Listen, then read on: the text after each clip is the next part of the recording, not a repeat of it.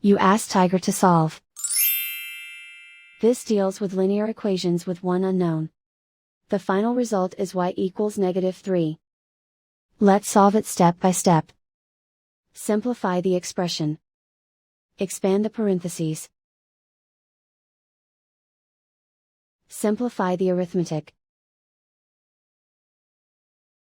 Find the greatest common factor of the numerator and denominator.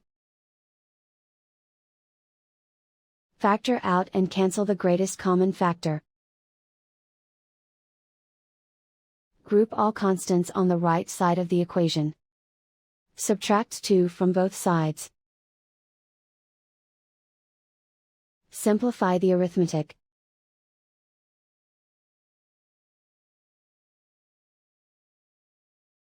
Isolate the y. Divide both sides by 5. Simplify the fraction.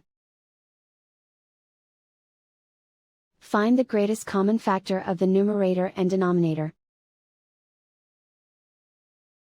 Factor out and cancel the greatest common factor.